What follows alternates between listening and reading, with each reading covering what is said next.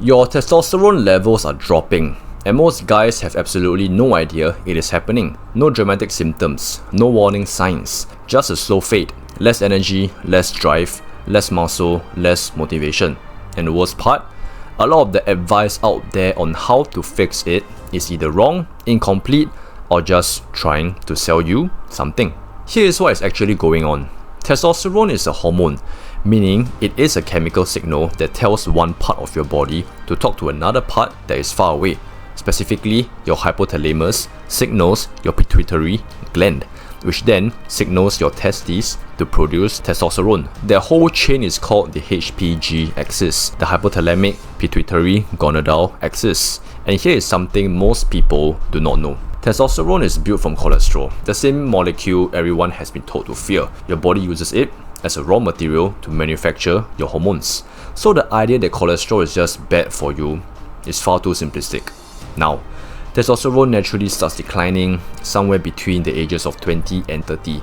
In younger men, low testosterone affects roughly 2 to 12% of the population. In men over 50, the number jumps to around 30%. Over 80, it can be as high as 40 to 50%. So this is not a rare issue. It is one of the most common and most overlooked things affecting men's health today. The reason so many guys miss it is because the symptoms are not obvious. There are things people just chalk up to stress or getting older, constant fatigue, low mood or mood swings, reduced libido, declining muscle mass, weaker bones. These are the most common signs, and because they overlap with a dozen of other conditions, a lot of other guys never connect the dots. The proper way to check is a blood test, specifically looking at total and free testosterone, ideally done within the first 3 hours of waking up, when levels are at their highest. And it should be done more than once, because levels fluctuate. One low reading does not automatically mean there is a problem. The research on this is actually very solid. There are randomized controlled trials, not just observational studies, that show specific lifestyle changes can measurably increase testosterone levels. This is not bro science. These are documented physiological mechanisms that are well understood in endocrinology and sports medicine. The first and most well-supported intervention is exercise, specifically two types. High-intensity interval training, HIIT, has the strongest evidence for increasing testosterone. The protocol that keeps coming up in the research is sprinting at full effort for 20 to 30 seconds, followed by 60 to 90 seconds of rest, repeated 6 to 8 times per session, 3 to 4 times per week. That is it. Short, brutal, effective. If sprinting is not an option, bad joints, physical limitations, cycling at maximum effort works on the same principle.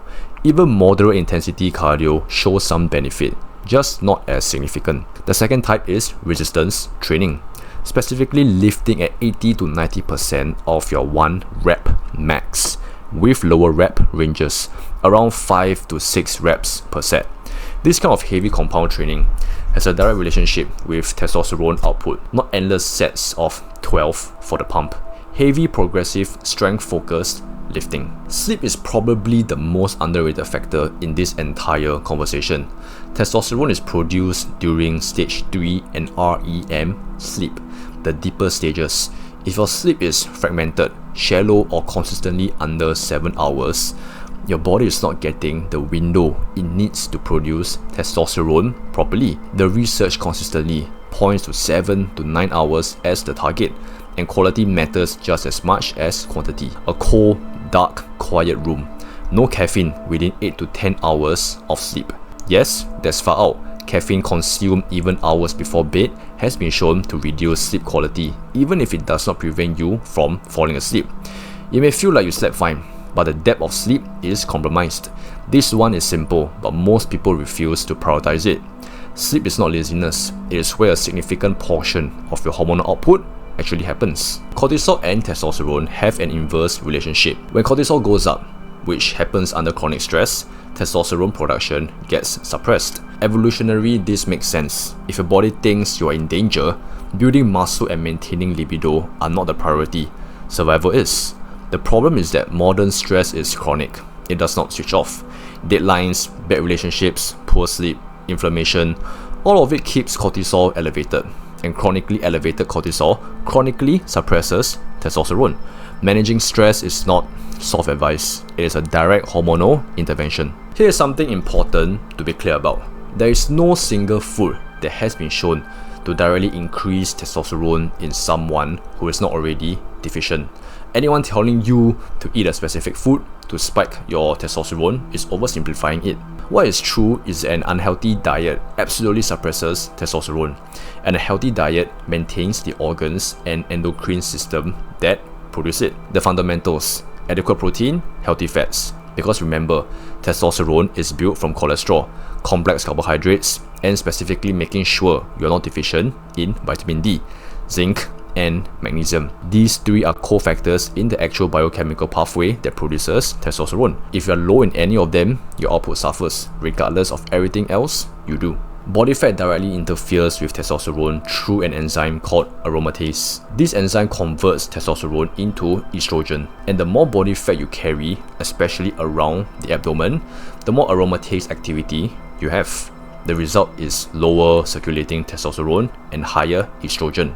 This is not about aesthetics. It is a direct chemical conversion happening in your fat tissue. Fat is not just sitting there. It is metabolically active. Losing excess body fat, specifically through the exercise already mentioned, reduces aromatase activity and raises free testosterone. The last piece is removing what is actively working against you. Alcohol is one of the clearest testosterone inhibitors. It does not matter how optimized everything else is. Regular alcohol consumption measurably reduces testosterone production. That is documented. Environmental xenoestrogens are the other major factor. Plastics in particular, compounds in plastic containers, leach into food and water, and these synthetic chemicals interfere with the endocrine system. Filtering your water, reducing plastic contact with food, especially hot food, not being conscious of what you are regularly exposed to is a legitimate part of optimizing your hormonal environment. This is not conspiracy thinking. It is one of the more credible explanations for why testosterone levels in men today are significantly lower than they were in previous generations. What makes this interesting from both a Western and Eastern perspective is that traditional Chinese medicine arrived at many of the same conclusions through a completely different framework.